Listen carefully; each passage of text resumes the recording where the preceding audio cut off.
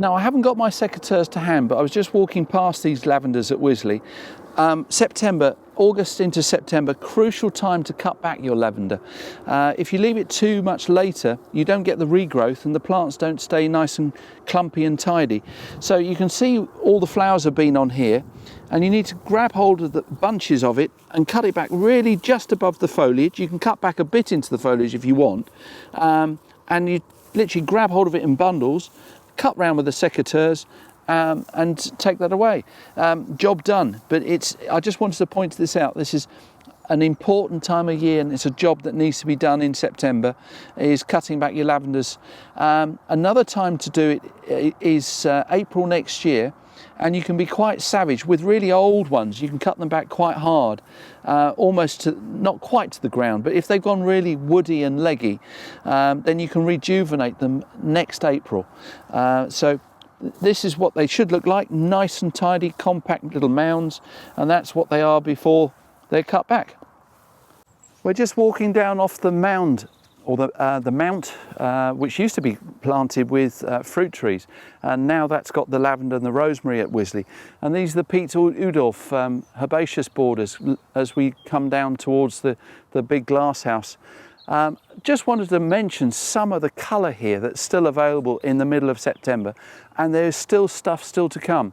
So over here we've got the asters, the Michaelmas daisies, just coming into flower. They've been renamed, and I have a job to say this myself, Symphotrichotum, and I probably pronounced it wrong. Here we've got the Russian sage, which is Perovskia, again covered in honeybees, just whizzing around on this.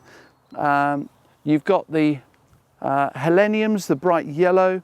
You've got one of my favourite plants here, the goras, and again they've been renamed, but I'm just going to call them gora. There's a whole load of different ones. This is probably whirling butterflies.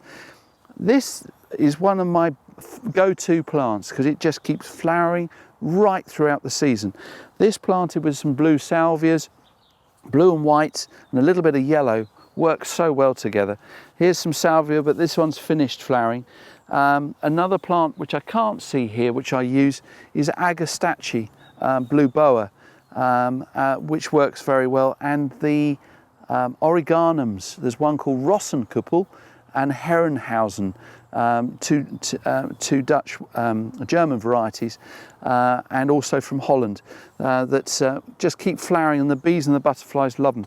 So, and the grasses that flow through here, it just gives you such a lovely naturalistic feel, sort of almost like a prairie feel.